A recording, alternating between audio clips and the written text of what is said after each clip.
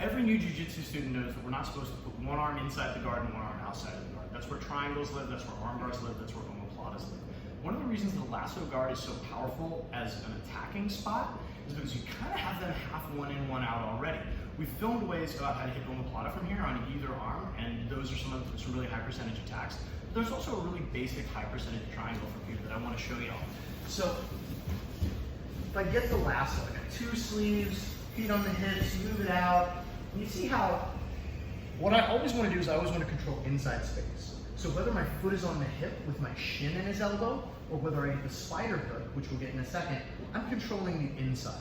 You can also see that this arm is kind of half in, half out. So I'm always going to be able to like make this arm vulnerable to omoplata, but also I'm always gonna make him vulnerable to catching him one in, one out. If Jesse were to pummel this arm inside, right, this disrupts a lot of what I want to do. So I really want to make sure to control inside space here, at least this at first. So either I put my foot on the hip, angle my shin out and pull with my grip, or I step on the bicep for spider guard. If he's able to disrupt and come to the inside, often what I'll do is I'll hip out, then use the spider hook to reset and get what they call the spider lasso. And this is where the triangle becomes really helpful. I'm gonna give up my lasso grip, come behind his elbow, pull and shoot. And we lock in the triangle.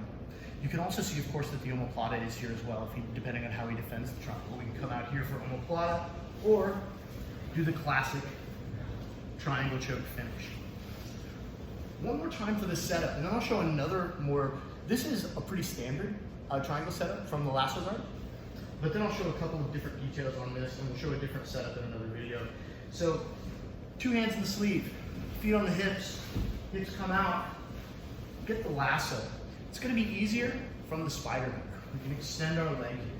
You can either come behind the elbow, which is also useful for omoplata, or come to the collar here. Because now, if I have a good spider hook, it's gonna be hard just to try and pull your hand in, right? It's still gonna be hard. And when I have the collar, come behind the elbow and break his posture at the same time.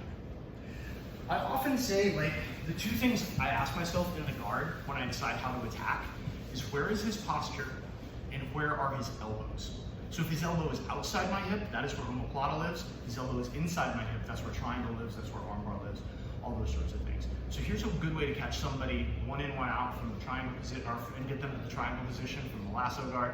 You can also, of course, transition to omoplata, which we've covered.